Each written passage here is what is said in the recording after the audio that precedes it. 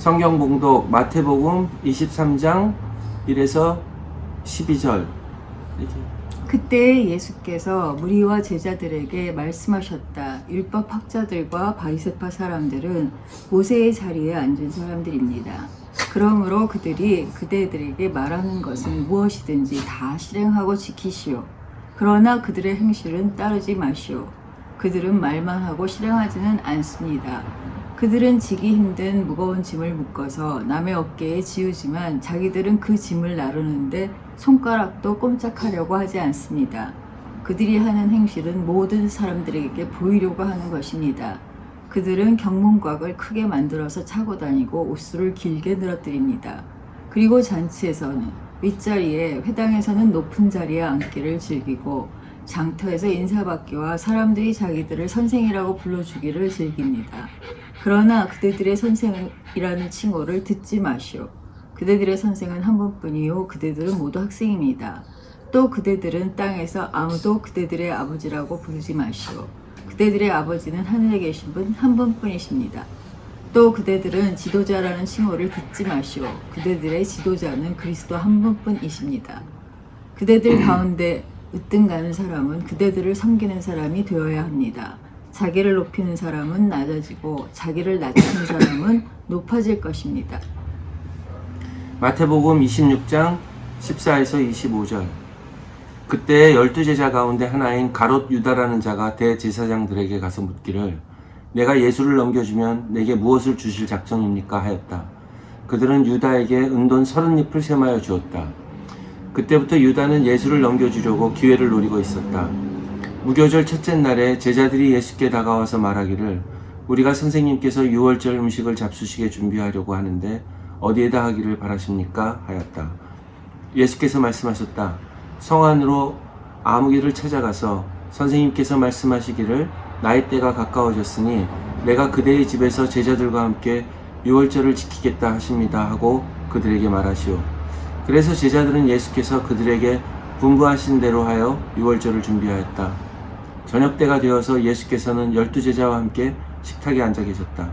그들이 먹고 있을 때에 예수께서 말씀하셨다. 내가 진정으로 그대들에게 말합니다. 그들 가운데 한 사람이 나를 넘겨줄 것입니다. 그들은 몹시 근심이 되어 저마다 주님 나는 아니지요 하고 말하기 시작하였다. 예수께서 말씀하셨다. 나와 함께 이 대접에 손을 담근 사람이 나를 넘겨줄 것입니다. 인자는 자기를 두고 성경에 기록되어 있는 대로 떠나가지만 인자를 넘겨주는 그 사람은 화가 있습니다. 그 사람은 차라리 태어나지 않았더라면 자기에게 좋았을 것입니다. 그때 예수를 넘겨줄 유다가 선생님 나입니까? 하고 물으니 예수께서 그에게 그대가 말하였습니다 하고 말씀하셨다. 아멘. 아멘. 얼마 전에 한 카톨릭 인터넷 신문에서 이런 기사를 봤습니다. 제목이 이렇습니다. 교황, 어떤 사람들은 내가 죽길 바라지만 잘 살아있다. 저는 이 제목만 보고 너무 섬찟했습니다. 어떤 사람들은 내가 죽길 바라지만 난 잘 살아있다. 굉장히 섬찟한 말 아닙니까? 지금 여러분은 그 기사의 첫 화면을 보고 계십니다.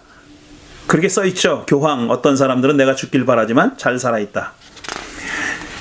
이 기사는 프란시스코 교종이 슬로바키아를 방문하는 중에 거기서 예수의 사제들과 만나서 대화하는 가운데 이런 말을 했다고 합니다. 그렇지만 기사 내용을 다 읽어보면은 이렇게 제목처럼 그렇게 섬찟하진 않습니다. 제목이 좀 선정적으로 붙여졌어요. 얘기인즉슨 이겁니다. 그때 예수의 사제 중에 한 사람이 이제 교황께 건강에 대해서 질문했다는 거예요. 그러니까 건강하십니까? 라고 질문했더니 교황이 지금 이렇게 말했다는 겁니다. 어떤 사람은 내가 죽길 바라지만 나는 잘 살아있다 라고 그렇게 대답했다는 겁니다. 근데 기사를 다 읽어보면은 왜 교황이 이렇게 말씀하셨을까? 어떤 사람은 내가 죽길 바라지만이라는 말씀을 왜 하셨을까 가지고 짐작하는 내용을 썼어요.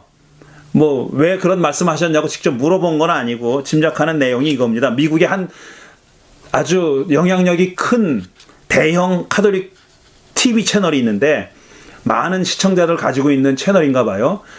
그 미국의 한 카톨릭 TV 채널이 지속적으로 교황에 대해서 비판하고 험담을 늘어놓고 있다는 거예요. 근데 그 중에서는 사실이 아닌 내용도 많이 있다고 해요. 저도 그 기사 내용을 보고 또 깜짝 놀랐어요. 가톨릭 교회는 굉장히 이 수직적인 구조를 가지고 있기 때문에 이렇게 대놓고 교황에 대해서 험담을 하는 그런 방송이 있다는 사실이 있을 거라고는 상상하지 않았는데 그런 방송이 있다고 합니다. 근데 그건 사실 뭐 추측에 불과하고 실제로 그 카톨릭 TV 채널을 염두에 두고 교황이 그렇게 말씀하셨는지는 확인할 수 없습니다. 근데 제가 이 기사 제목을 보고 섬찟한 이유는 뭐냐면은 죽기를 바라지만 이라는 말은 누군가가 살해하려고 하는 거 아닌가 하는 생각이 들었기 때문이에요. 근데 그렇게 생각하게 된 거는 1981년이니까 제가 뭐 젊었을 때입니다. 그때 당시에 교황인 요한 바오로 2세가 저격당하는 사건이 있었습니다. 여러분도 기억하실 거예요. 저격당했고 물론 죽진 않았어요. 돌아가시진 않았는데 저격을 당했죠. 그게 굉장히 큰 뉴스거리였었잖아요. 그때는 냉전 시대였습니다. 1981년이니까요. 뭐 냉전이 극에 달했던 시대였고, 그리고 또 그 교황이 이제 뭡니까 동굴아파 출신이잖아요. 그리고 어떤 그 노조 운동에 대해서 조금 그 친화적인 그런 언급을 하신 적도 있었던 그런 분이었죠.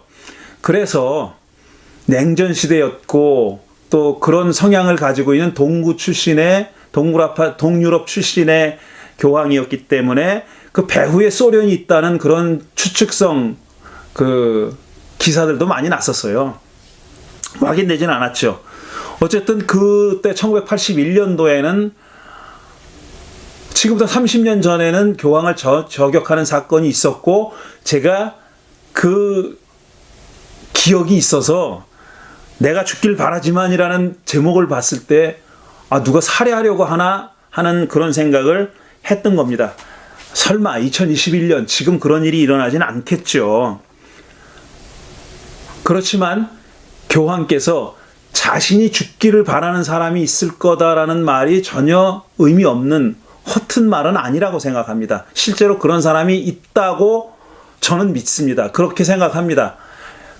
그도 그럴 것이 이분이 처음 교황으로 선출됐을 때 염려했던 사람들이 많았죠. 그때 이 남미 출신의 최초의 교황이고 그 다음에 또 이 남미에서 해방신학이 활발하게 전개됐을 때 그때 활동했던 그 사목 활동을 했던 그런 분이었고 알게 모르게 그의 영향을 많이 받았고 실제로 굉장히 진보적인 그런 성향을 가지고 있는 교황이었기 때문에 많은 사람들이 그런 우려를 했죠. 저분이 임기를 잘 마치고 끝날 수 있을까 그런 걱정을 했습니다. 그 바로 직전 교황인 베네딕토 16세가 사실 그 전에는 다 죽어서 임기가 끝났는데 그분이 사임하고 내려왔잖아요. 살아있는 동안에 교황직을 내려놓은 최초의 교황 아닙니까? 그러니까 뭐 어떤 일이 생길지는 모르지만 그렇게 조기에 교황직을 내려놓지 않을까 하는 그런 걱정을 했습니다. 혹은 암살당하지 않을까 이런 걱정을 했었으니까요. 자, 누가 이 교황이 죽길 바라겠습니까? 뭐 단언할 수 있어요. 그거는 카톨릭 내부 사람들입니다. 카톨릭 내부에 오랫동안 이건 뭐 다른 그 이웃 종교를 비판하는 것에 대해서 좀 저하긴 하지만 말하지 않을 수가 없는 게 카톨릭이라는 데가 이미 굉장히 엄청난 거대한 권력 집단이 됐잖아요. 엄청난 재산을 가지고 있고 돈을 가지고 있고 권력을 가지고 있는 영향력을 가지고 있는 그런 집단입니다.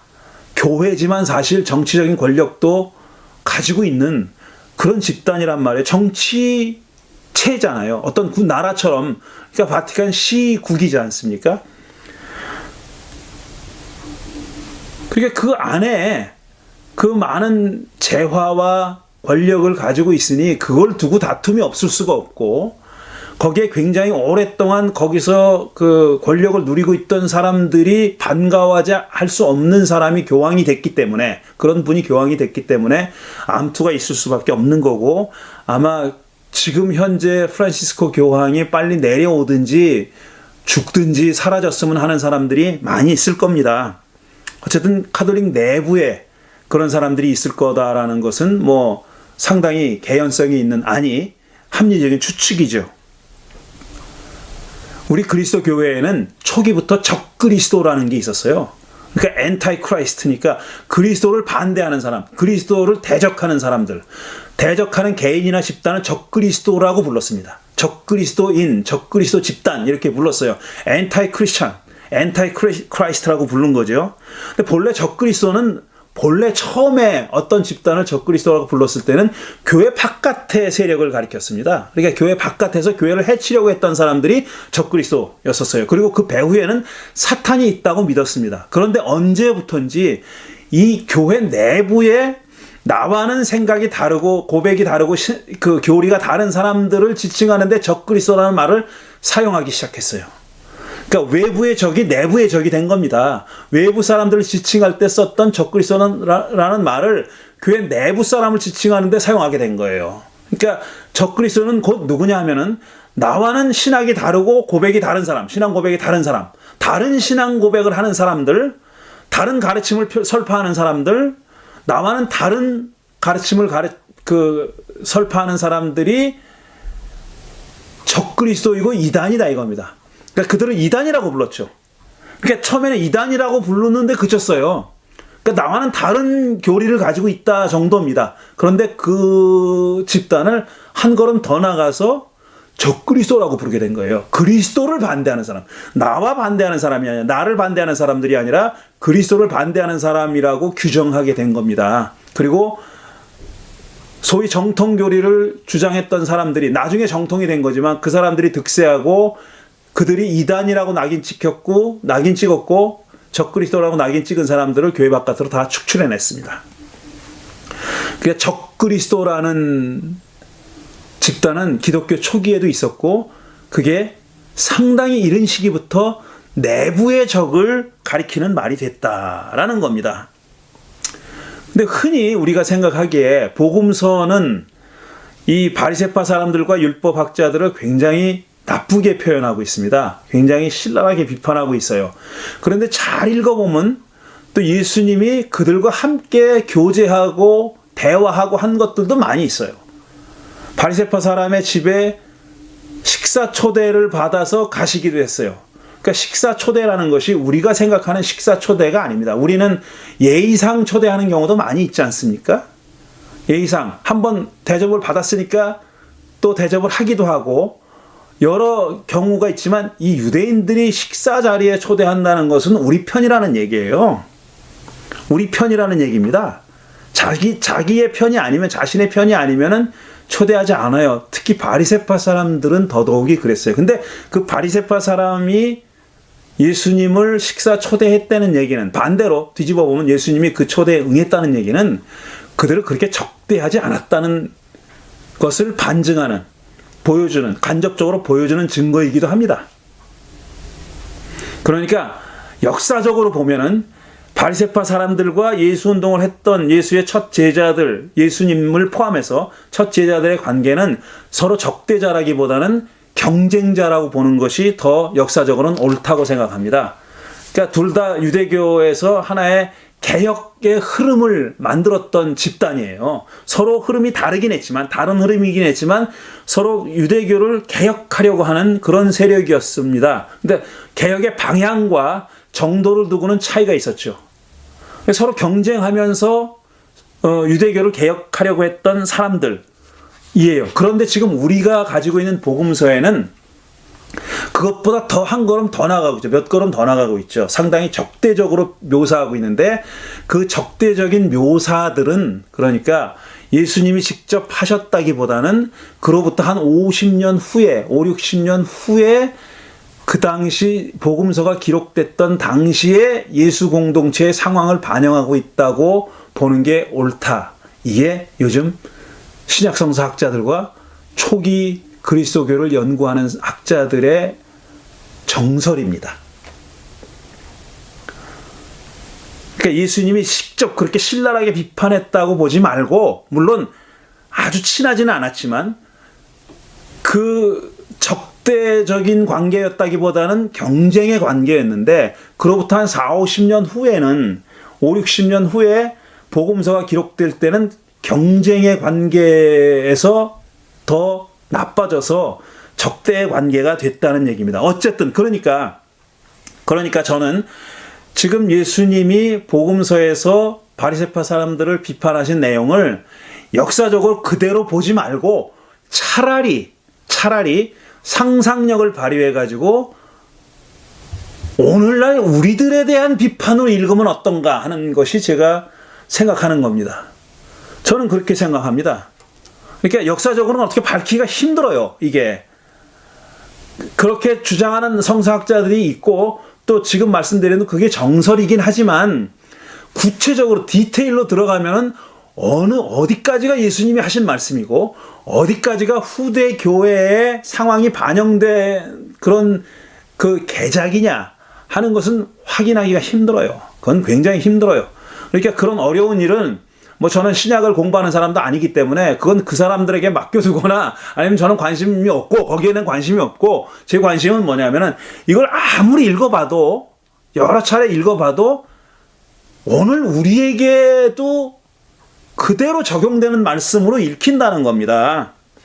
예수님은 율법학자들과 바리새파 사람들이 모세의 자리에 앉아있다고 비판했어요. 생각해 보세요. 요즘 소위 교회 지도자들이라는 자들은 자기가 마치 그리스도의 자리에 앉아 있는 것 같아요. 예수의 자리에 앉아 있는 것 같아요. 그 예수의 말씀을 하면서 그게 아니라 자기 말을 하면서 그게 마치 예수께서 하신 말씀인 것처럼, 그런 권위를 가지고 있는 것처럼 그렇게 말합니다. 자기 말을 들어야 된다고 얘기를 해요. 하나님의 말씀에, 예수님의 말씀에 귀를 기울이라고 그렇게 얘기하지 않고 자기 말에 귀를 기울이라고 얘기해요. 설교는 복음의 선포이긴 하지만 복음 그 자체는 아니에요.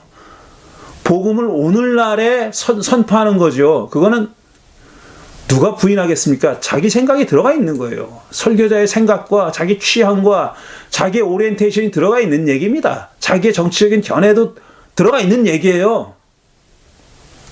그걸 어떻게 부인합니까? 마치 그게 하나도 없는 것처럼. 예수님의 말씀처럼 그렇게 얘기하는 사람들이 얼마나 많아요. 자기가 예수의 자리에 올라가 있는 거죠.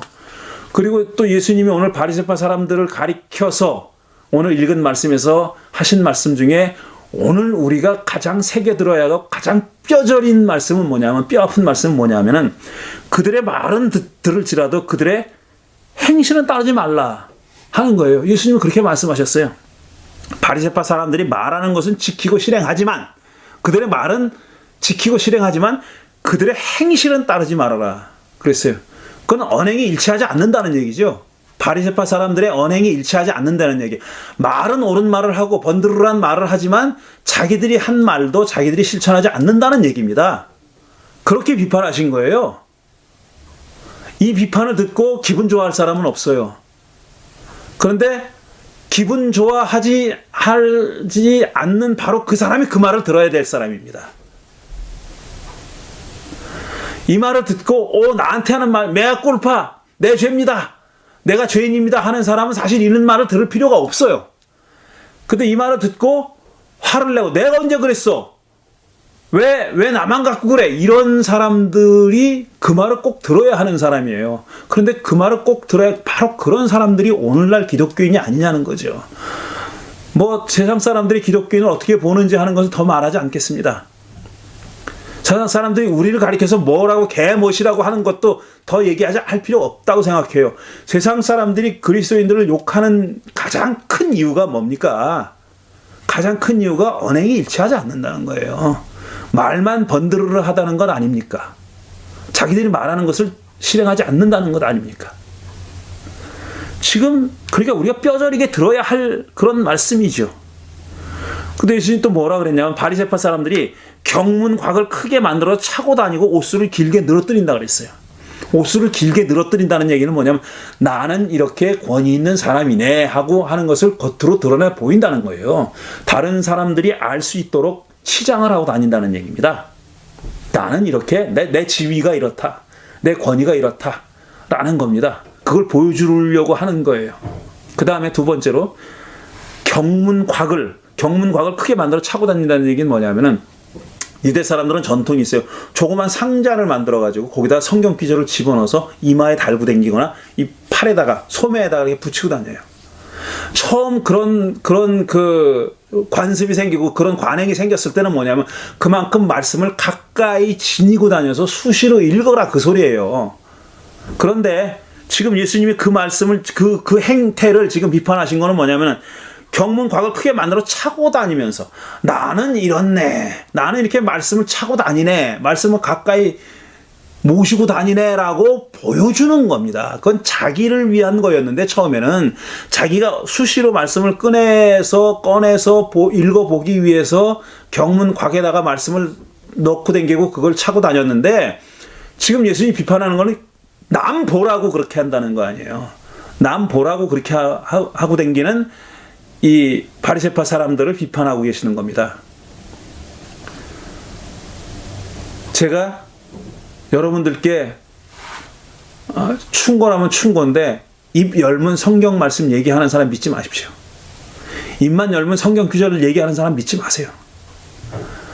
성경을 많이 아는 사람들은요, 성경을 많이 안다는 게 지식으로 많이 아는 거 말고 이 책을 하나님의 말씀으로 정말 그렇게 간직하고 사는 사람들은 그렇게 쉽게 얘기하지 않습니다. 절대로. 아무 때나 대고 성경 말씀 끄집어내고 그러지 않아요. 그거는 남 보이려고 하는 거고 뭔가 숨겨진 어젠다가 있는 겁니다. 그러니까 내가 뭐 교회 목사네 장로네 이렇게 자랑하고 다니는 사람 있잖아요. 뭐 물어보지도 않았는데 대답 얘기해 주는 사람 있잖아요. 그런 사람 믿지 마세요. 다 무슨 숨겨진 어젠다가 있기 때문에 그렇게 하는 겁니다. 믿지 마세요. 그 다음에 예수님은 그들이 장터에서 인사받기를 좋아한다 그랬고, 그 다음에 선생이요 지도자로 불리는 걸 좋아한다 그랬어요. 하늘 아버지 한 분밖에 안 계시니까 누구든지 아버지라고 부르면 부르지 말아라 그랬어요. 그렇게 말씀하셨습니다. 장터에서 인사받기 좋아하고, 그 다음에 선생이나 지도자로 불리기 좋아하고.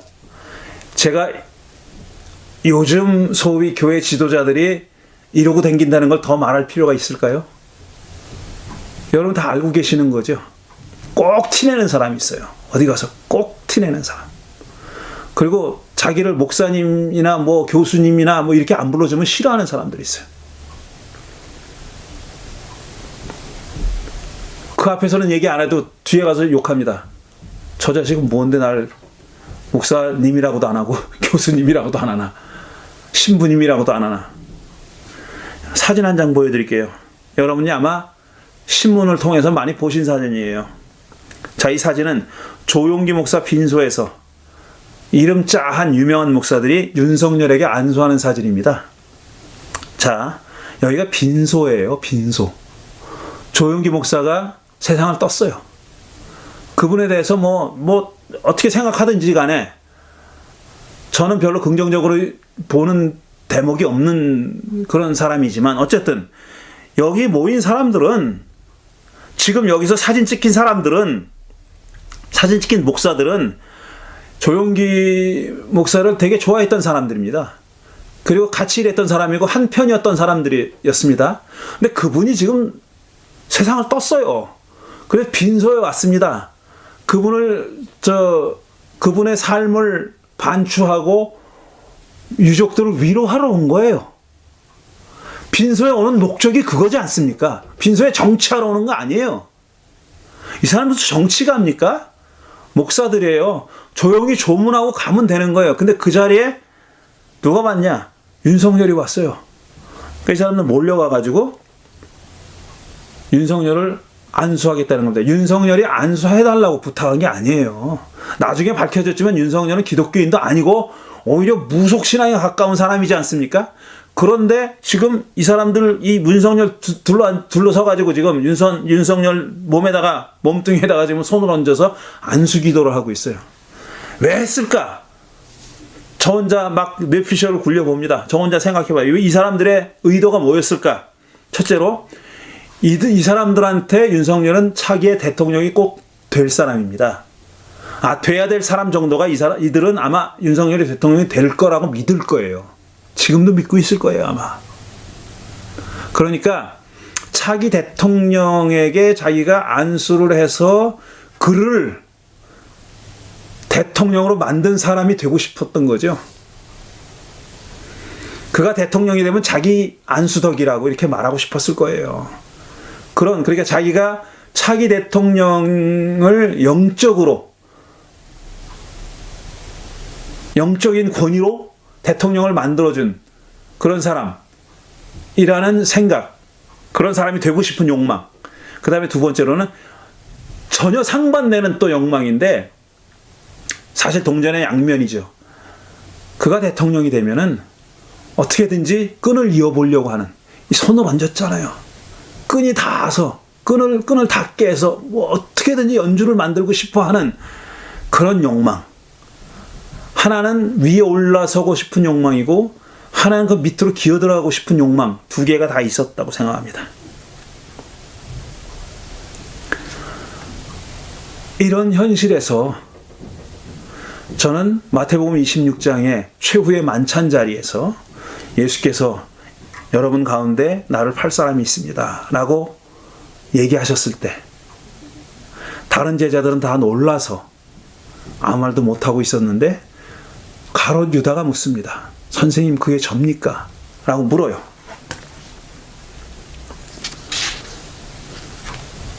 이런 질문을 했던 가롯 유다의 심정이 어땠을까? 이건 알 수가 없습니다. 우리가 알 재간이 없어요. 저 혼자 상상해 보는 겁니다.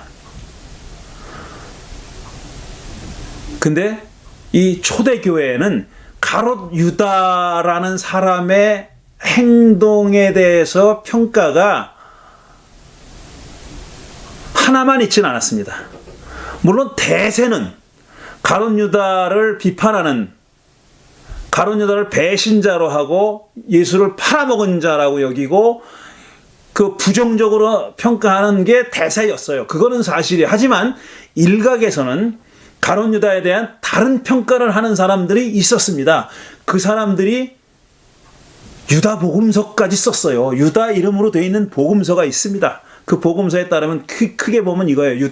가롯 유다는 예수님을 십자가에 달로 죽어서 부활하고 그러니까 구원을 이루기 위해서 하나님이 사용했던 도구라는 거예요. 그가 배신을 했기 때문에 예수가 생포됐고 체포돼서 재판을 받아가지고 십자가에 달려 죽었다라는 거죠. 그러니까 유다가 예수를 배반하지 않았으면은 그런 일이 일어나지 않았을 거고, 또 유다가 그런 배반을 했기 때문에 사실상 유다는 부지불식간에 하나님의 구원의 도구로 사용됐다라고 생각했던 그룹들이 있었어요. 저는 전혀 일리가 없다고 생각하지 않아요. 게다가 또 잘 읽어보면 우리가 가지고 있는 사복음서에도 유다에 대한 일말의 측은지심이 표현되어 있는, 간접적으로 묻어있는 그런 대목들이 있습니다. 유다를 대놓고 나쁜 놈이라고 욕하지만은 않는다는 얘기예요. 저는 그게 일리가 있다고 생각하고 그렇게 생각하고 그런 그 일말의 측은지심이 표현되어 있는 대목이 바로 여기라고 생각해요. 선생님, 그게 접니까? 라고 유다가 물었다는 이 대목. 그러니까 흔히 사람들은 유다가 이렇게 질문한 의도가 뭐냐, 생각이 뭐냐면, 속마음이 뭐냐면, 어머나 내가 걸렸네. 이거 아무도 모르게 하려고 하려는데 내가 이게 들통났네, 걸렸네 라고 생각해서 그렇게 물었다고 그렇게 여기는데, 저는 그렇게 생각하지는 않습니다. 그렇게 생각하지는 않고, 그때까지, 그러니까 마지막 순간까지 가롯 유다는 갈등하고 있었던 거예요. 마음속에 갈등이 있었던 겁니다. 저 예수를 내가 어떻게 해야 되나. 이것도 다 이제 추측이고 상상의 영역이지만 자기가 생각했던 방향과는 다른 방향으로 가는 저 예수. 예루살렘에 들어와가지고 이제 사람들을 끌어모아가지고 엄청난 운동을 일으켜서 다윗의 왕국을 재건하고 부활시켜야 할 그런 메시아라고 생각했지만 전혀 반대 방향으로 가고 있는 저 예수를 내가 어떻게 할 것인가를 두고, 왜냐하면 왜 고민을 했냐면은 자기는 그렇게 기대했지만 그동안 예수와 함께 생활하면서 보니까 그게 아니라는 생각을 하게 된 겁니다. 그러니까 알게 모르게 예수에 동화된 거예요. 예수가 지금 추구하고 있는 하나님 나라와 그 방향에 대해서 자기가 긍정적으로 받아들이지 않을 수가 없게 된 겁니다. 자기의 희망과는 다르지만, 희망사항은 아니지만 다른 길로 나가는 그 예수에 대해서 그걸 거부할 수 없는 그런 양심의 목소리가 있었다는 거죠. 그걸 들었다는 거죠. 마지막 순간까지 그걸 갈등하고 있었어요. 그런데 예수가 딱 예고를 한 겁니다. 이 중에서 날 팔 사람이 있습니다. 그때 그게 접니까? 라고 얘기한 거는 양심의 소리에서 나온 거라고 생각해요. 저는 어머나 걸렸네가 아니라, 정녕 당신은 아십니까? 정녕 그게 접니까? 저는 그게 선생님이 그게 접니까? 라는 질문은 지금도 우리가 계속 물어야 하는 질문이라고 저는 믿습니다.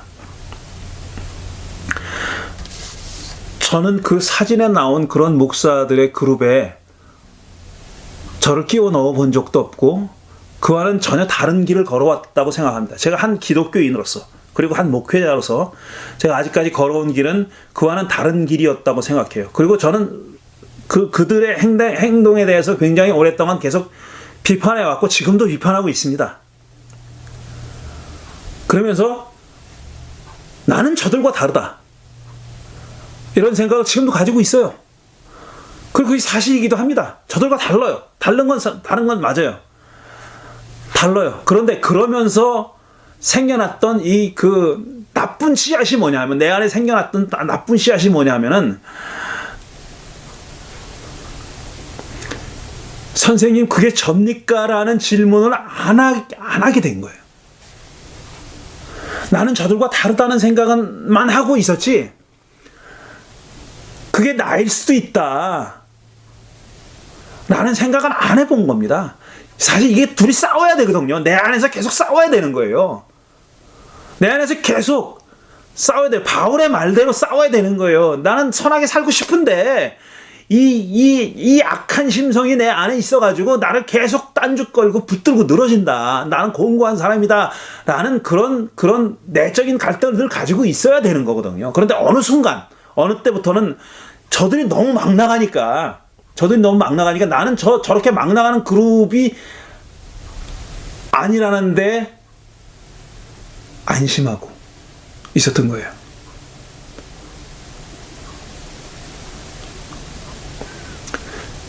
더 이상 싸움을 하지 않는 거예요. 내 안에서 싸움을 하지 않는 거예요. 그래서 저는 이 가룟 유다의 마지막 이 질문이, 선생님에게 접니까? 라는 질문이 너무너무 소중하다고 생각하는 거예요. 우리한테는 꼭 있어야 하는 질문이라고 생각하는 거예요. 왜냐하면 이 질문 때문에 나는 계속 싸울 수가 있는 겁니다. 이 질문을 잊어버리는 순간 나는 싸움을 멈추고 나는 그들과 다른 사람으로 만족하면서 살게 될 겁니다. 저는 그게 죽음이라고 생각해요. 내가 기독교인이 아닌 존재가 되는 방향은 두 가지예요. 내가 그리스도를 버리든지, 예수를 버리든지, 아니면 이 싸움을 버리든지, 그 둘 중에 하나라고 생각합니다. 그 싸움을 멈추지 않고 계속하게 만드는 그 에너지의 근원이 바로 이거다. 선생님 그게 접니까? 라는 질문이다. 그래서 제가 오늘 23장과 26장을 같이 읽은 겁니다. 여러분 이제 선생님 그게 접니까? 라는 질문을 여러분 자신에게 물으면서 묵상하는 시간을 갖겠습니다.